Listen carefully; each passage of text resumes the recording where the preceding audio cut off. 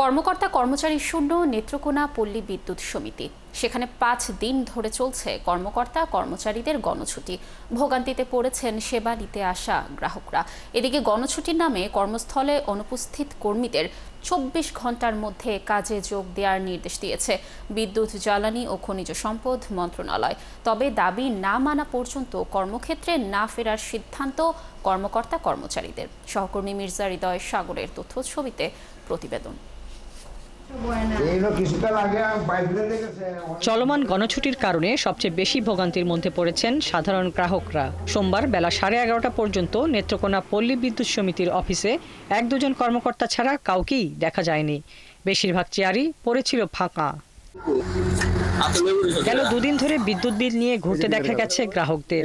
দীর্ঘ সময় অফিসে দাঁড়িয়ে থেকেও কোনো কর্মকর্তা কর্মচারীকে না পেয়ে বিদ্যুৎ বিল না দিয়েই ফিরে গেছেন গ্রাহকরা। এদিকে কয়দিন ধরে তীব্র লোডশেডিং দেখা দিয়েছে গ্রামগুলোতে। বিদ্যুৎ না থাকায় অতিষ্ঠ গ্রামের সাধারণ মানুষ। আমাদের তো প্রত্যেক সেক্টরে প্রত্যেকের কাজ আছে, কেউ পড়াশোনা, কেউ অন্য চাকরি বাকরি। আমরা তো খালি বিল নিয়ে পড়ে থাকলে হবে না। অসন্তুষ্ট না, কিন্তু সেবা পাচ্ছি না আমরা। আপনারা আন্দোলন আপনারা চালায় যান, আমাদের কাজ করতে আমাদেরকে আপনারা সুযোগ সুবিধা দেন। এদিকে কর্মস্থলে অনুপস্থিত পল্লী বিদ্যুৎ সমিতির কর্মীদের কাজে যোগ দেওয়ার নির্দেশ দিয়েছে বিদ্যুৎ মন্ত্রণালয়। 24 ঘন্টার মধ্যে কর্মস্থলে উপস্থিত না হলে আইনগত ব্যবস্থা নেওয়ার বার্তা দেওয়া হয় রবিবার। তবে আন্দোলনকারীরা বলছেন তাদের 4 দফা না মানা পর্যন্ত কর্মক্ষেত্রে ফিরবেন না তারা।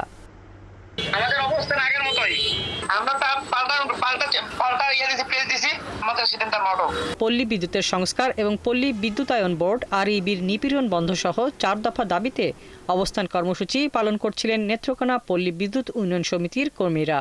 এ সময় আন্দোলনরত 4 জন কর্মকর্তা কর্মচারীকে সাময়িক বরখাস্ত এবং 2 জন কর্মচারীকে স্থায়ী বরখাস্ত করা হয়।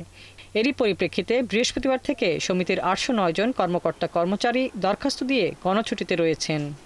হাসিবা আলী বর্ণা, 71।